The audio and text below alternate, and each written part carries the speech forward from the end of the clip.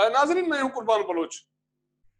अब हुआ ये है कि एक तरफ हुकूमत ने लॉकडाउन ऑलमोस्ट खत्म करने का ऐलान किया है। अब वफाकी हुकूमत ने कल हफ्ते से लॉकडाउन खत्म करने का ऐलान किया है। सिंध हुकूमत कहती है कि नहीं, हम कल से नहीं करेंगे, मंडे से करेंगे, लेकिन वो ही करेंगे जो वफाकी हुकूमत ने कहा है। अब ये सारी चीजें हो गई हैं तो सियासी जमातों को ये याद गिरा गई कि हमारे फैसले तो पार्लियामेंट में होने चाहिए। ये है कि एक कमेटी बनी पार्लियामेंट्री इजलास के लिए, और उसके इजलास की मीटिंग्स हुई है। आखिर फैसला ये हुआ कि नहीं, वर्चुअल नहीं, फिजिकल इजलास बुलाते हैं। अब पीर को कौमी असेंबली का इजलास बुलाया गया और मंगल को सेनेट का इजलास बुलाया गया। अब हम ये सोच रहे हैं, सहाफी मेरे साथ मेरे दोस्त हैं आमिर वसीम साहब, सीनियर सहाफी हैं डॉन के, और हम एक दो प्रोग्राम पहले भी कर चुके हैं और थोड़ी देर पहले हमने ये डिस्कस किया कि अगर आपने सारे फैसले कर ही लिए तो पार्लियामेंट इजलास बुलाने की फिर तुक क्या है, उसकी रीजन क्या है, हमें तो कुछ समझ में नहीं आ रहा। आमिर इस पे रोशनी जरूर डालेंगे और हम इस पे डिस्कस करेंगे कि सारे फैसले अगर सियासी जमातों को मुख्तलिफ कमेटीज के थ्रू, वो कोऑर्डिनेशन कमेटी हो, वो सेंट्रल कोई और कमेटी हो, मुख्तलिफ कमेटियां बना के अगर आप फैसले करें तो फिर इस पार्लियामेंट की हैसियत क्या है, उसकी इजलास बुलाने का जवाब क्या है। जिन दोस्तों ने मेरा चैनल सब्सक्राइब नहीं किया, इसको सब्सक्राइब करें, अपने दोस्तों के साथ शेयर करें, अपना फीडबैक दें। तो मैं आमिर वसीम साहब आपको अपने प्रोग्राम में वेलकम करता हूं। तो आमिर, कुछ समझ में बात आ रही है कि ये क्या तुक है पार्लियामेंट के इजलास बुलाने का? देखें, होना तो ये चाहिए था। आपको याद होगा जब 13 मार्च को लॉकडाउन का पहली दफा ऐलान हुआ था, तो उस वक्त पार्लियामेंट कौमी असेंबली का सेशन ऑलरेडी चल रहा था। तो होना तो ये चाहिए था कि उस सेशन को ही कंटिन्यू करते और उसी में ये फैसले करते, लॉकडाउन का फैसला करते, तो एक बहुत अच्छा मैसेज आवाम तक जाता, पार्लियामेंट एक नजर आती हमें, और जिसको हम कहते हैं कि एक सही मायनों में एक जमहूरी हुकूमत में जो पार्लियामेंट का रोल होता है वो नजर आता।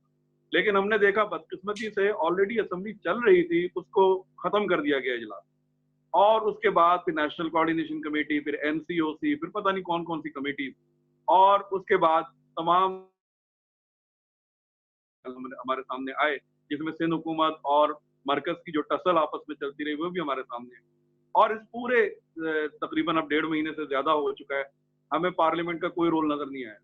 अपोजिशन की तरफ से ये डिमांड जरूर आती रही कि पार्लियामेंट सेशन बुलाए, और उन्होंने पीएमएल-एन ने 2 दफा रिक्वेजिशन भी किया इजलास, और लेकिन उन्होंने फिर वो वापस ले लिया। अब दोनों हुकूमत और अपोजिशन के दरमियान एक अंडरस्टैंडिंग हुई है, और उस अंडरस्टैंडिंग के तहत ये सेशन बुलाया जा रहा है जो अगले हफ्ते हो रहा है। तो लेकिन अगर मैं आपको इस अंडरस्टैंडिंग की बातें बताऊं तो आप हैरान होंगे कि अंडरस्टैंडिंग ये हुई है कि ना तो इसमें कोई कॉलिंग अटेंशन नोटिस आएगा, ना इसमें कोई क्वेश्चन आवर होगा, ना इसमें कोई एडजमेंट मोशन आएगी, ना इसमें कोई प्रिविलेज मोशन आएगी। सिर्फ ये तय हुआ है कि हफ्ते में 3 दिन अल्टरनेट डेज पे 2.5 घंटे का सेशन होगा, जिसमें कोरोना की सिचुएशन पर डिबेट होगी, और उस डिबेट में भी जो पार्लियामेंट्री लीडर्स हैं उनको ये कहा गया है कि वो खुद फैसला करेंगे कि कौन से मेंबर्स किस रोज आएंगे और वो अपनी तकरीर करेंगे। यानी आप ये कह सकते हैं कि सिर्फ डिबेट करने के लिए इस सेशन को बुलाया गया। तो जिसका मैं नहीं कोई समझता कानून साजी हो सकेगी आमिर भाई? देखें, कानून साजी कैसे हो सकेगी, क्योंकि जब इन्होंने कहा कि इसमें भी अंडरस्टैंडिंग हुई है कि कोरम पॉइंट आउट नहीं होगा इजलास के दौरान, तो अपोजिशन ने यही कहा कि अगर कोरम हम पॉइंट आउट नहीं करेंगे तो फिर अगर हुकूमत कोई इंपॉर्टेंट लेजिस्लेशन लेकर आ गई तो फिर उस पर वोटिंग होगी, तो वोटिंग को आप कैसे इंश्योर कराएंगे। तो मेरी तरह यही है कि हुकूमत ने अपोजिशन को ये भी यकीन दहानी कराई है कि वो कोई भी अहम लेजिस्लेशन लेकर नहीं आएंगे, और अगर आएगी कोई लेजिस्लेशन तो बिफोर टाइम उसका नोटिस दिया जाएगा ताकि मेंबर्स की प्रेजेंस को यकीनी बनाया जा सके। तो कहने का मकसद ये है कि जैसे आपने पहले खुद कहा कि लॉकडाउन हुआ, नरम हुआ, खत्म हुआ, कंट्रोवर्सीज चली, सब कुछ हो गया, 25,000 के करीब हमारे केसेस पहुंच गए कोरोना के, अब पार्लियामेंट का इजलास बुलाया जा रहा है। तो इसका मकसद बज़ाहिर तो सिर्फ यह है कि जो कॉन्स्टिट्यूशनल एक रिक्वायरमेंट है कि असेंबली ने और सेनेट ने कुछ दिनों में इतने दिन जो मिलना होता है, असेंबली के लिए 130 दिन है, सेनेट के 110 दिन है, तो वो इन्हें दिन भी पूरे करने हैं। आगे फिर बजट सेशन आ रहा है, तो ये बजट सेशन की तैयारी भी एक तरह से आप कह सकते हैं कि उसकी भी तैयारी की जा रही है, क्योंकि आपको याद होगा कि जो वर्चुअल सेशन के लिए कमेटी बनी थी, तो उसमें ये चीज सामने आई थी कि जब तक रूल्स में अमेंडमेंट नहीं होगी, वर्चुअल सेशन पॉसिबल नहीं है। और रूल्स में अमेंडमेंट के लिए आपको एक दफा फिजिकली जरूर मिलना पड़ेगा, तो लिहाजा अब ये फिजिकली मिल रहे हैं, तो इस मौके पर ये फायदा जरूर उठा सकते हैं कि जो बजट का सेशन आ रहा है उसके हवाले से कोई स्ट्रेटेजी तय करें। बहरहाल कोरोना के हवाले से इस पार्लियामेंट की कोई आउटपुट नजर नहीं आता। तो आमिर भाई, ये लोगों को सीधी तरह बताया जाए ना कि भाई कोई पार्लियामेंट के दिन पूरे करने हैं, कौमी असेंबली के अगस्त तक 130 दिन पूरे करे हैं, कभी हैं इस तरह, सेनेट के पूरे दिन पूरे करने हैं, तो हम इसके लिए वो जो भी रिक्वायर्ड चीजें हैं ला, उसके लिए ये कर रहे हैं, बाकी आवाम के लिए हम कुछ नहीं कर रहे हैं। आवाम के लिए तो अगर आपको करना था तो आप 2 माह थे, आप वो कर चुके, करते उन दिनों। अब तो आप वहां इकट्ठे होंगे, आप मिलेंगे, आप स्पेशल फ्लाइट्स चलेंगे, आप यहाँ जो पार्लियामेंट आएंगे उनको टीएडीए देंगे, और ये पार्लियामेंट की हमारी जो बिल्डिंग है, एक उसमें एक हवा का गुजर भी नहीं है, वेंटिलेशन भी नहीं है, वहां सहाफी जाएंगे। तो ये आप बहुत सारे लोगों के जिंदगी रिस्क पे नहीं लगा रहे हैं ये लोग, कि सिर्फ ये लोगों को बेवकूफ बना के कि हम आपके लिए कर रहे हैं, और उनको करने अपने कानून कोई जो भी रिक्वायर्ड डेज हैं वो पूरी करने। देखिए, मैं ये तो नहीं कहूंगा कि बेवकूफ बना रहे हैं या ये सिर्फ टीएडीए के लिए कर रहे हैं। अगर हम तनख्वाहों की और अलाउंसेस की बात करें तो बलोच साहब, आपको मालूम है इस मुल्क में बहुत से ऐसे इदारे हैं, बहुत से ऐसे लोग हैं जो तनख्वाहें ले रहे हैं और उनकी परफॉर्मेंस जो है वो क्वेश्चनेबल है। अब अनफॉर्चुनेटली उनकी परफॉर्मेंस को क्वेश्चन भी पार्लियामेंट को ही करना है, पार्लियामेंट को ही करना चाहिए। तो पार्लियामेंट अगर खुद अपना रोल प्ले नहीं करेगी तो वो दूसरे इदारों से भी आपको मालूम है कि वो जवाबदेही नहीं कर सकते। तो ये वो सारे टाइमली करे ना, वो पार्लियामेंट टाइमली अगर नहीं करे, वक्त गुजर जाए, फिर तो क्या फायदा।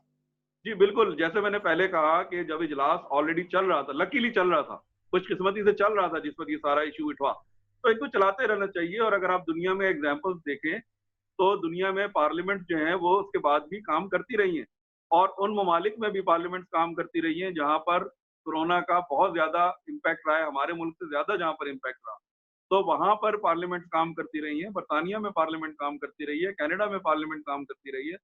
तो हमारे मुल्क में हमने उस मौके को गंवाया, और एज यूजुअल वंस अगेन अब हम ये जो इस पर डिस्कशन कर रहे हैं कि जिसमें हम पार्लियामेंट के किरदार पर बहस कर रहे हैं कि पार्लियामेंट बदकिस्मती से कि पार्लियामेंट होनी भी चाहिए कि नहीं होनी चाहिए, रिडंडेंट होकर रह गई है पार्लियामेंट। तो आमिर भाई, आप कहते हैं कि कोई एडजमेंट मोशन नहीं होगी, कोई और चीज नहीं होगी, कोई सिर्फ कोरोना पे डिबेट होगी। जी तो बिल्कुल, जो इनकी इस अंडरस्टैंडिंग हुई है, जो ऑफिशियली प्रेस रिलीज भी इशू हुई थी, उसमें भी ये मौजूद था, और शाह महमूद कुरैशी साहब ने भी यही बताया। तो जब आप कोई सवाल भी नहीं करेंगे हुकूमत से, तो आपने हुकूमत को तो एक फ्री हैंड दे दिया, हुकूमत को तो तो अपोजिशन में। फिर क्या क्या होगा। आप डिबेट तो वैसे भी मीडिया पे कर रहे हैं, सोशल मीडिया पे कर रहे हैं, तो देखें ये बलोच साहब, आप और मैं ये असेंबली बड़े अरसे से कवर कर रहे हैं।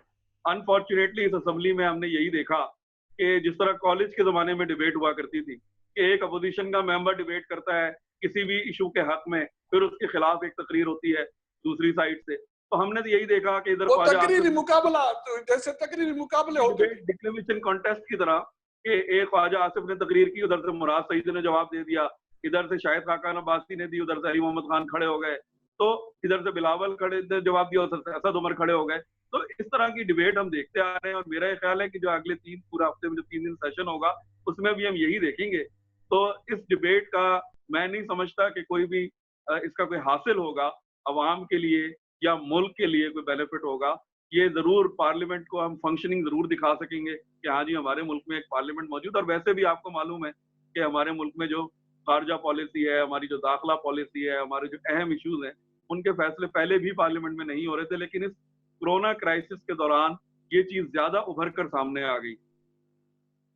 आमिर भाई, एक आज और हुक्म जारी हुआ है कौमी असेंबली सेक्रेटरी से, वो ये कि जो भी पार्लियामेंट आएंगे वो रजिस्टर्ड लेबोरेटरी से अपना कोरोना टेस्ट करवा के आएंगे। ठीक है, अब वहां तो स्टाफ भी को, कौमी असेंबली या सेनेट के स्टाफ को भी आना है, पार्लियामेंट हाउस में सहाफियों को भी आना है। तो ये अब ठीक है, पार्लियामेंट तो करवा के आएंगे, उनके पास रिसोर्सेज भी हैं, शायद हुकूमत भी उनको ये फैसिलिटी दे, तो बाकी स्टाफ वो उनका क्या बनेगा अगर एक दो केस भी हो गए और ये जो बिल्डिंग है वो जब वहाँ वेंटिलेशन भी नहीं है, तो ये कितना डिजास्टर हो सकता है। देखें बलोच साहब, कोरोना के हवाले से जो अभी तक वायरस की जो हमें चीजें पता लगी है, तो आपको ये भी पता होगा कि इसका टेस्ट का जो रिजल्ट है वो इमीडिएटली आता ही नहीं, और इसकी जो अलामात हैं वो भी बहुत ही ज्यादा जिसे कहते हैं कि कंफ्यूजिंग किस्म की अलामात हैं। कुछ लोगों को अलामात होती है, कुछ लोगों को नहीं होती। तो कैरियर जो है, जो भी इस वायरस को लेकर आया हुआ है, वो अगर इस मौजूद है इस पार्लियामेंट हाउस की बिल्डिंग के अंदर, तो वो लाजमी इस टेस्ट का मैं नहीं समझता कि कोई फायदा होगा, क्योंकि टेस्ट आप जिस दिन कर रहे हैं उसका रिजल्ट अव्वल तो उसी वक्त नहीं आएगा, रिजल्ट एक दो दिन बाद आता है। दूसरी बात यह है कि हो सकता है उस वक्त वो नेगेटिव हो लेकिन 2 दिन बाद पॉजिटिव हो जाए। तो इस बात की क्या गारंटी है कि जो आपने जिसका एक दफा टेस्ट कर लिया है वो 3 दिन बाद उसको पॉजिटिव नहीं हो सकता, वो पता नहीं बाद में कहाँ जा रहा है। तो ये टेस्ट वाली जो चीज है, मैं नहीं समझता कि ये कोई इतनी कारआमद है या इससे कोई फायदा होगा। और जैसे आपने कहा कि लाइफ रिस्क पे है, तो मैं समझता हूँ कि पार्लियामेंट हाउस क्योंकि एक ऐसी जगह है जहाँ पर लिमिटेड नंबर के लोग आ सकते हैं, आपने इमारत को डिसइंफेक्ट भी सीडीए से कह के करवा लिया है, तो उस हवाले से तो इमारत सेफ है। लेकिन जो लोग बाहर से आ रहे हैं, मेंबर्स आ रहे हैं, सहाफी आ रहे हैं, वो जाहिर है कि बहुत वो सारा एक स्टाफ को आना है। जी बिल्कुल स्टाफ आ रहा है, तो उनको आप किस तरीके से इंश्योर करेंगे कि वो बिल्कुल इससे महफूज रहें। तो मैं समझता हूँ कि ये टेस्ट वाली जो इन्होंने एक शर्त रखी है, या आई डोंट नो कि रखी है कि नहीं रखी है, लेकिन ये कोई इतनी फायदेमंद नहीं होगी इस सारे अमल में। आमिर भाई, एक तंजीम है हमारी सहाफियों की, पीआरए, पार्लियामेंट्री रिपोर्टर्स एसोसिएशन, बहुत एक्टिव काम कर रही है। उनके साथ पार्लियामेंट के स्टाफ ने मिलकर ये तय किया है कि जो ये सेशन है उसमें 50 साल से ज्यादा उम्र के जो सहाफी दोस्त हैं उनको नहीं जाना चाहिए या उनको पास नहीं मिलने चाहिए, ताकि वो महफूज रह सके। तो इस चीज को आप किस तरह देखते हैं? देखें, ये मुझे मालूम हुआ था इस किस्म की एक पॉलिसी का, लेकिन अब उन्होंने इसको कहा है कि जी हमने इदारे पर छोड़ दिया है, और इदारा खुद जो है इस बात का ख्याल रखे कि 50+ के जो सहाफ़ी है उनको असाइन ना करे। लेकिन इसमें सवाल फिर वही पैदा हो जाता है कि सिर्फ सहाफ़ियों के लिए ये पाबंदी किस लिए? आपके जो एमएनएज और सेनेटर्स हैं उनकी मेजॉरिटी जो है, अगर आप देखें, मेरे ख्याल से तो 70% लोग जो होंगे वो 50+ होंगे।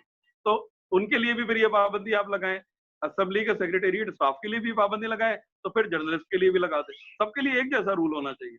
तो अगर आप सिर्फ सहाफियों के लिए रूल लगाते हैं तो ये समझ से बाला है। बहुत शुक्रिया आमिर साहब, तो बहुत शुक्रिया। नाज़रीन, ये आमिर वसीम साहब थे जिन्हें अपने ख्यालात का इजहार किया, अपने फीडबैक से हमें आगाह कीजिएगा। मिलते हैं अगले प्रोग्राम में, तब तक खुदा हाफिज़।